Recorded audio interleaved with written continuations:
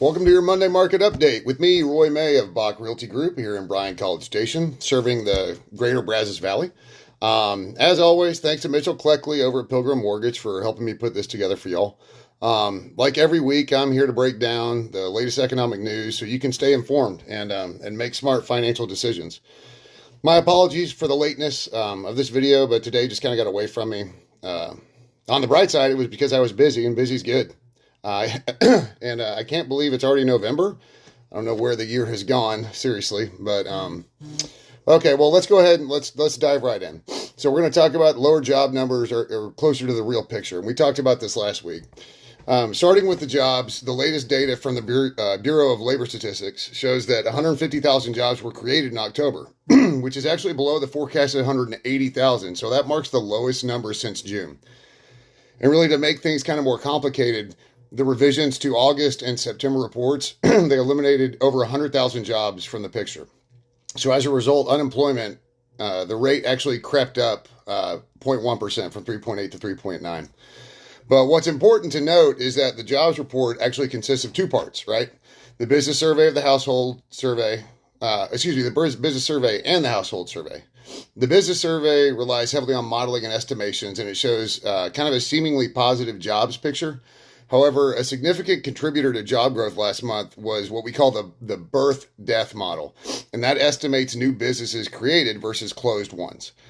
Given the current economic climate, it's kind of hard to believe that so many new businesses sprang up. The household survey, which yields the unemployment rate, is considered more real-time because it involves calling households to determine employment status. And it told a different story. It revealed a loss of almost 350,000 jobs. So, job numbers are lower than expected, and a deeper dive into that data is going to show some underlying weaknesses, such as reduced average weekly hours worked, and that's declined over the year. The job market is experiencing some softening, and it's worth considering how the Fed might respond to this.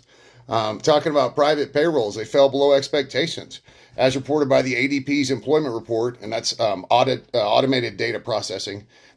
We added only 113,000 jobs in October, and that is well below expectations. Just so you know, the ADP, it's a company that handles payroll for about a fifth of all privately employed individuals. So they've got a pretty good finger on the pulse of private payrolls. This lower number of jobs in October also marked the slowest pay growth in 2 years. Nearly all the job growth was in service-providing industries, with goods-producing companies contributing just 6,000 jobs of that. And Nella Richardson, who's the chief economist for ADP, noted that the labor market has slowed, but it still supports consumer spending. However, the days of post-pandemic soaring pay increases seem to be well behind us. And while pay growth for job stayers increased by near 6%, 5.7%, those switching jobs saw an average increase of almost 8.5%. Now, these figures have actually cooled significantly from last year's peaks, which could suggest really a less inflationary environment, would be a good way to put it.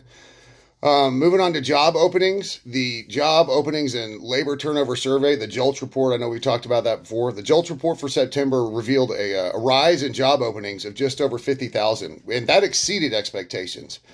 But the hiring rate remains stagnant, still at 3.7%, and that's the lowest since the pandemic shutdowns. The quit rate remained unchanged at 2.3%, indicating a lack of employers trying to attract workers with better offers. So despite the monthly increase, job openings are down 1.3 million compared to the same time last year. Now, one thing, it is important to note that the working from home trend actually may be affecting these figures, with job listings appearing in multiple states more frequently, and those could be potentially inflating the results. So while the headlines may look good, the job market might not be as strong as it seems. Talk a little bit more about the jobless claims reaching a 6-month high. The initial jobless claims increased by 5,000 in the latest week, with 217,000, give or take, people filing for unemployment benefits for the first time. Now, the continuing jobless claims, that increased by 35,000. That's reaching a 6-month high.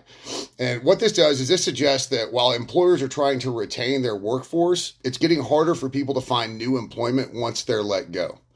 Let's talk about the Fed. Are they done with rate hikes? Because that's what everybody wants to know, right? So lastly, in an interesting twist, kind of with the Fed, the Federal Reserve actually left the benchmark Fed funds rate unchanged at their recent meeting. And just like in September, The Fed funds rate, remember, it represents the interest rate for overnight borrowing for bank. It's important to note that it's different from mortgage rates. Remember that, which obviously we're all familiar with. But when the Fed hikes the Fed funds rate, they're aiming to slow the economy and control inflation.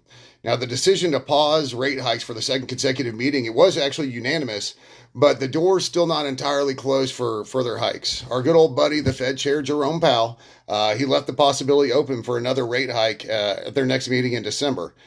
So what they're doing is they're closely watching the labor market's performance, looking for any signs that the labor market is softening.